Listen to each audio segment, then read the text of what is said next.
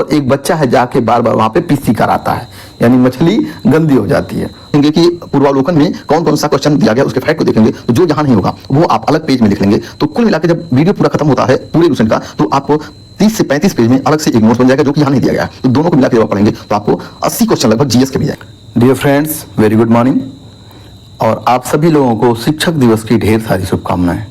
71वीं BPSC प्रारंभिक परीक्षा 13 सितंबर को है, जिसमें कि लगभग एक हफ्ते बचे हुए हैं, और यूपीपीसीएस 2025 की प्रारंभिक परीक्षा 12 अक्टूबर, जिसमें अगर आज का दिन भी हम जोड़ लें तो 37 दिन या 38 दिन बचे हुए हैं, जो कि अगर आप पहले से पढ़े हुए हैं तो 35 से 40 दिन काफ़ी पर्याप्त समय होता है कि जब हम प्रारंभिक परीक्षा को अच्छे मार्जिन से पास कर सकते हैं। लेकिन ये मैंने स्क्रीन पर लगाया हुआ है लूसेंट। मुझे जहाँ तक लगता है कि जितने लोग किसी परीक्षा की तैयारी करते हैं, चाहे वो लूसेंट सामान्य ज्ञान की किताब सबके पास होती है, यानी 35-36 दिनों में 3 बार पढ़ लें और इसके साथ साथ प्रीवियस ईयर क्वेश्चन को लगा लें, तो हमें लगता है कि हम कट ऑफ के से लगभग 10 नंबर ऊपर चले जाएंगे। आज शिक्षक दिवस है। इस शिक्षक दिवस के अवसर पे मैं चाहता हूं कि लूसेंट के सामान्य ज्ञान को शुरू करूं और इसको पूरा मैं खत्म करूं। मेरा प्रयास रहेगा कि यह लगभग 10 दिन या 15 दिन पहले तक या आपको पूरा मिल जाए।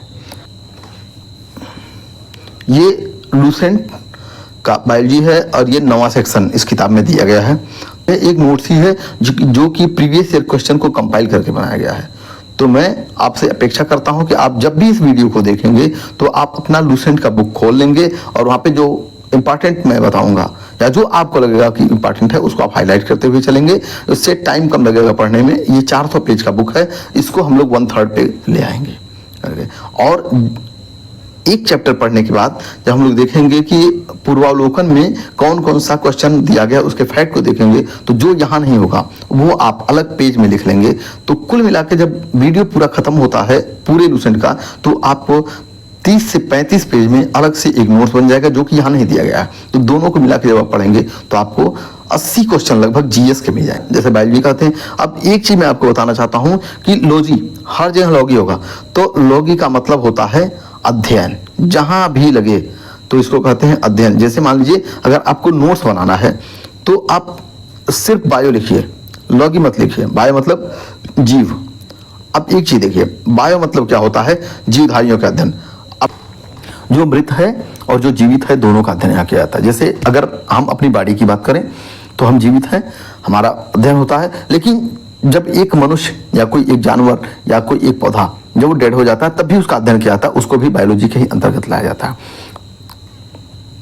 अभी उसको बायोलॉजी के ही अंतर्गत देखा जाता है। तो यहाँ का बायो का मतलब है जीवन और ला का, तो इसको बहुत ज्यादा नहीं करना है। एक वर्ड है लैमार्क और ट्रेवेरियस। यहाँ कह रहा है कि जो शब्द है, शब्द को सबसे पहले लैमार्क और ट्रेवेरियस, लैमार्क एक बहुत इंपॉर्टेंट साइंटिस्ट थे, लैमार्क और ट्रेवेरियस ने इसको यूज किया था। बाकी और कुछ नहीं देखना है। अब हम देखते हैं कुछ शाखाएं जो कि बार बार यूपीपीसीएस में और बीपीएससी में पूछा जाता है। एपीकल्चर, कल्चर मतलब होता है कि उसका जैसे खेती करना या उसको पालन करना या उत्पादन करना, तो आप कल्चर हटाएंगे। देखिए अब एपीकल्चर का, एपीकल्चर मतलब होता है मधुमक्खी, इसका नाम होता है एपिस इंडिका, इसी से एपी बन गया है। तो एपी मतलब हो गया एपिस इंडिका, एपिस इंडिका से मधुमक्खी पालन। सेरीकल्चर, सेरीकल्चर जो होता है वो रेशम कीट का पालन। इसको कैसे हम याद करेंगे? मैंने कैसे याद किया होगा मैं आपको बता रहा हूं। रेशम का जाल बनाया जाता है और इस रेशम के जाल से शेर को पकड़ा जाता है। एक आप इमेजिन करिए कि रेशम के जाल में शेर को फंसा लिया गया, तो सेरीकल्चर यानी शेर को रेशम के जाल में यानी रेशम कीट का पालन किया जाता है।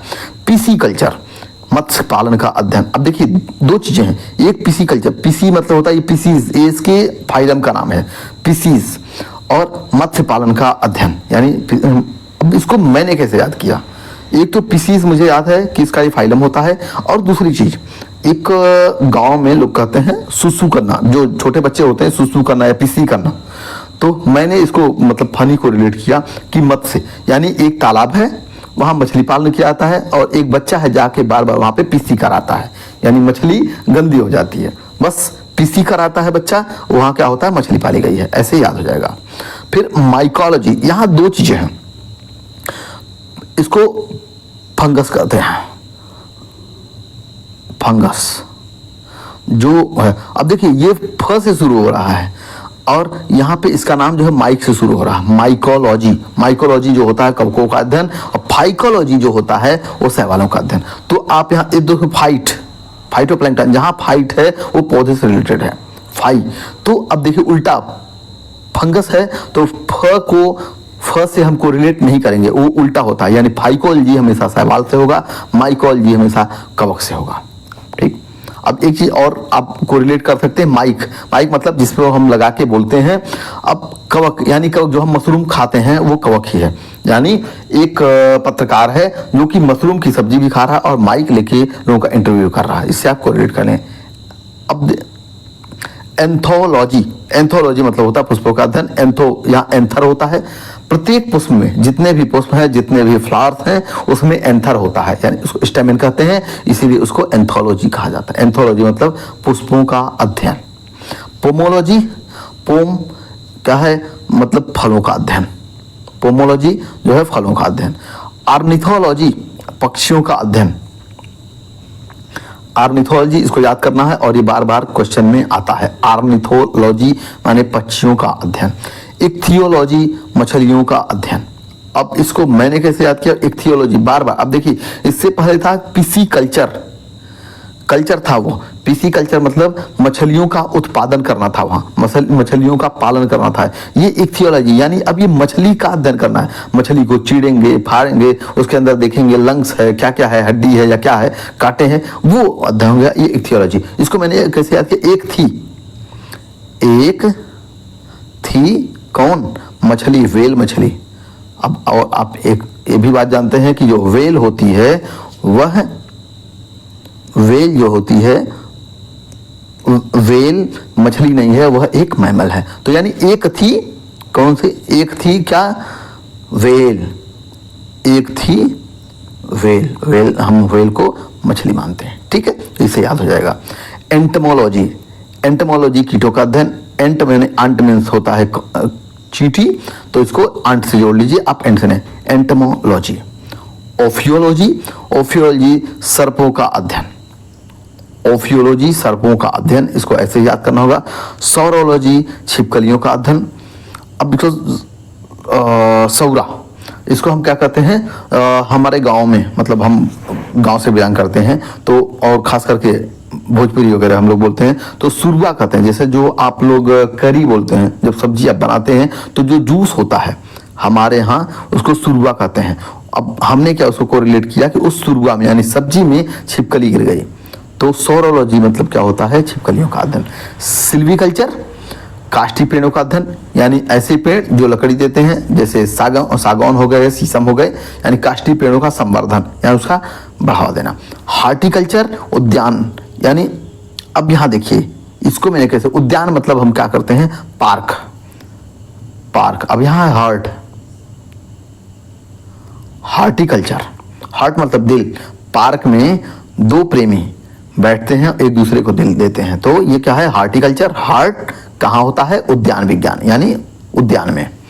फ्लोरिकल्चर फूलों की खेती, वहां क्या था, वो एंथोलॉजी था। एंथोलॉजी मतलब फूलों का अध्ययन, यानी फूलों को तोड़ेंगे, फोड़ेंगे, उसका फूल का अध्ययन करेंगे, लेकिन ये फूलों की खेती का अध्ययन है, फ्लोरिकल्चर। अब आइए, जीव विज्ञान क्या है, ये कभी नहीं पूछता है। क्रमबद्ध ज्ञान, हमेशा जो साइंस होता है उसको क्रमबद्ध ज्ञान कहते हैं। ठीक है, उसका किसने सबसे पहले दिया, अरस्तु। अब अरस्तु बहुत इंपॉर्टेंट है, ये एक सोशियोलॉजिस्ट भी थे, एक साइंटिस्ट भी थे। अरस्तु जो थे वो जीव विज्ञान के जनक थे, फादर ऑफ बायोलॉजी, और यह फादर ऑफ जूलॉजी भी हैं। जू मतलब जंतु विज्ञान, यानी चिड़ियाघर जो आप देखते हैं, चिड़िया व जंतु होती है, जू मतलब होता है चिड़िया, चिड़ियाघर।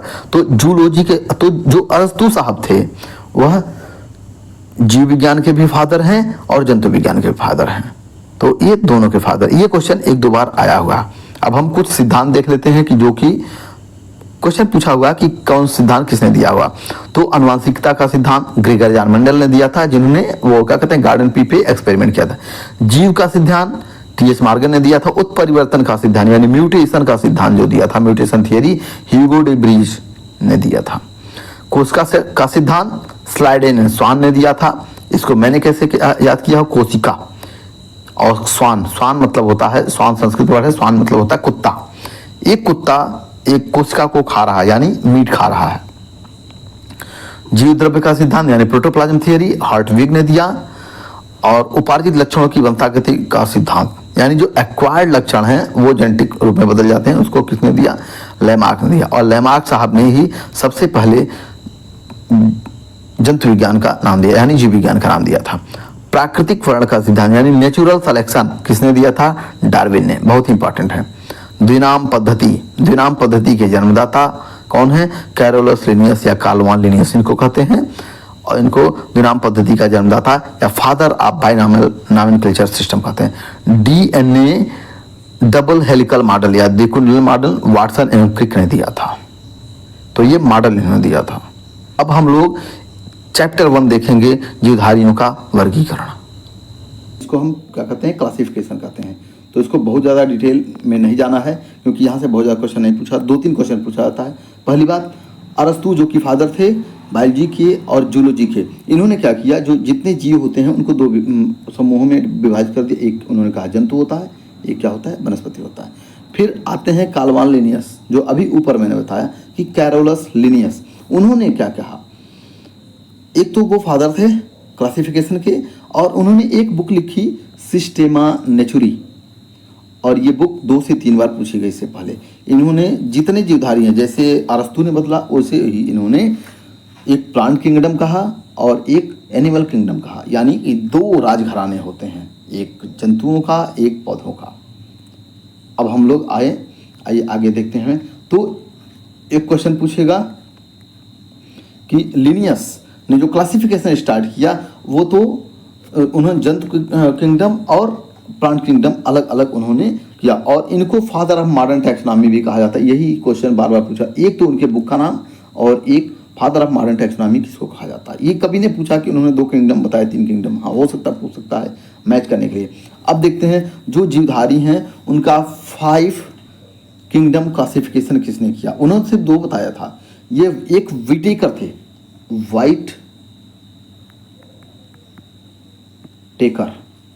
आप अगर WWE को कोई देखता होगा तो वहाँ पे एक अंडरटेकर था, तो ये अंडरटेकर न होकर के ये वाइट टेकर थे। वो 5-5 लोगों को एक 2 लोगों को उठा के फेंकता था। ये वाइट टेकर साहब जो थे ना, ये 5 लोगों को पटक देते थे। तो 5 किंगडम जो सिस्टम था ये किसने दिया? वाइट टेकर ने दिया था। इन्होंने क्या कहा कि ये जो जितने जीव हैं ये है 5 किंगडम में बांटे गए हैं। कौन कौन से हैं? इसको सिर्फ नाम याद रखना है। मोनेरा, प्रोटिस्टा, प्लांटी, फंगस और जंतु। तो पादप और जंतु तो आपको पता है, एक कवक आपको पता है क्योंकि इससे पहले मैंने बताया। फिर उसके पहला है मोनेरा, प्रोटिस्टा, प्लांट, कवक और एनिमल। मोनेरा के बारे में इन्होंने थोड़ा सा बताया। मोनेरन जो होते हैं वो क्या होते हैं? जितने बैक्टीरिया है वो मोनेरन्स हैं। साइनोबैक्टीरिया यानी जो पहला जीव इस धरती पर आया था वो, यानी ये सभी क्या होते हैं? प्रोकैरियोट होते हैं। आगे हम बताएंगे प्रोकैरियोट का होता है।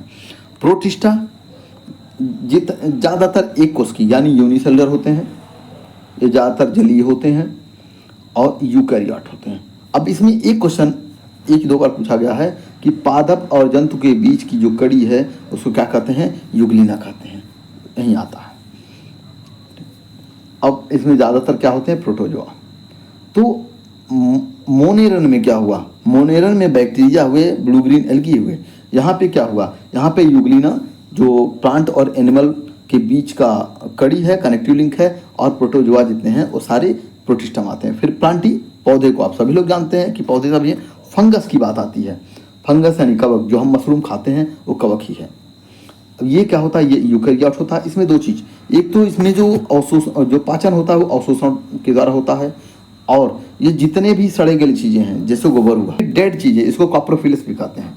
तो ये और हेटेरोट्रॉपिक होते हैं, अपना भोजन खुद नहीं बनाते क्योंकि ग्रीन तो होते नहीं, ये वाइट होते हैं, तो ये अपना भोजन खुद नहीं बनाते हैं। तो ये क्या होते हैं? ये परजीवी पैरासाइट होते हैं या मृतोपजीवी, यानी जितने डेड मटेरियल होते हैं उस पर उत्पन्न, और इनकी जो सेल वाल होती है वो काइटिन की बनी होती है। इसमें जो शर्करा होती है, शर्करा यानी जो भोजन इकट्ठा होता है वह ग्लाइकोजन के रूप में होता है, ग्लाइकोजन। यह जंतु में भी होता है, लेकिन जब पौधे की बात आती है तो पौधों में क्या होता है, वो स्टार्च के रूप में भोजन इकट्ठा होता है। एनिमल आप जानते हैं, इसको मेटाजोआ भी कहते हैं, इस पर ज़्यादा टाइम हम नहीं देंगे। और एक क्वेश्चन हमें लगता है कि 2018 में पूछा गया था कि वर्गीकरण की आधारभूत इकाई क्या होती है। तो वर्गीकरण की आधारभूत इकाई क्या होती है, वह स्पीसीज होती है। अब देखिए नामकरण, जितने जीव हैं उनका नाम हम कैसे बताएंगे, तो किसने दिया था, कैरोलस लिनियस ने, जो कि फादर ऑफ टैक्सोनॉमी थे। इन्होंने नाम बताया, उन्होंने कहा कि पहला जो होता है जेनेरिक नेम होगा, पहला वंश का नाम होगा यानी किस वंश का है, दूसरा उसका स्पीसीज नाम होगा, तीसरा उस वैज्ञानिक का नाम हो जाएगा। जैसे मानव का वैज्ञानिक नाम क्या होता है, होमो सेपियंस लिन, यानी होमो उसके वंश का नाम है, ये उसके सेपियंस हमारे जात का नाम है, और लिन यानी कालवान लिनियस ने इसको खोजा था। ठीक, अब हम देखते हैं कि कुछ जंतुओं के साइंटिफिक नेम एक दो बार पूछा गया है, बहुत ज़्यादा इसको याद नहीं करना है, एक दो बार देख लेना। पहली बात देखिए मनुष्य का नाम, हमारा नाम होमो सेपियंस लिन वहाँ बताएगा। मेढक का नाम राना टिग्रीना, बिल्ली का नाम है फेलिस डोमेस्टिका, यानी ये डोमेस्टिक एनिमल है इसलिए डोमेस्टिका। कुत्ता कैनिस फैमिलियरिस, ये फैमिली में रहता है, और कैनिस इसमें कैनाइन होता है, यानी जो लंबे लंबे दांत होते हैं उसको कैनाइन कहते हैं, इसलिए इसको कैनिस फैमिलियरिस कहते हैं। काऊ बॉस इंडिकस, यानी इंडिया का बास माना जाता है। जैसे आजकल मतलब पॉलिटिकल वो है कि गाय हमारी माता है, या फिर गाय को प्रिजर्व करना है तो बॉस यानी हमारी इंडिया की वो बॉस है। मक्खी मस्का डोमेस्टिका, अब देखिए इसको मैंने कैसे याद किया, मक्खी को बार बार भूल रहा था, मस्का। अब जो लोग गांव में रहते हैं और जिनके यहाँ दूध वगैरह होता होगा, घी वगैरह निकलता होगा, तो दूध से जो मलाई निकलता है ना उसको मस्का कहते हैं, और दूधों पे मलाई पे मक्खी बैठती है इसलिए इसको, और डोमेस्टिका यानी डोमेस्टिक मक्खी है वो, इसलिए इसको मस्का डोमेस्टिका। मैंगो, ये तो अब सभी लोगों को याद होगा, मैंगीफेरा इंडिका। धान ओरेजा सटाइवा, गेहूं ट्रिटिकम एस्टिवम, मटर पाइसम सटाइवम, मटर याद कर लीजिए क्योंकि पूछता है। चना का सिसर एरेटिनम, और सरसों का ब्रेसिका कैम्पेस्ट्रिस। इसको आप कैसे भी याद कर लीजिएगा, इसका कोई ट्रिक नहीं है, बस मैं मतलब अजीब तरह से याद कर लिया हूँ, वो मुझे याद रहता है। अब हम आते हैं जो दूसरा चैप्टर है इसका, वो है कोशिका विज्ञान।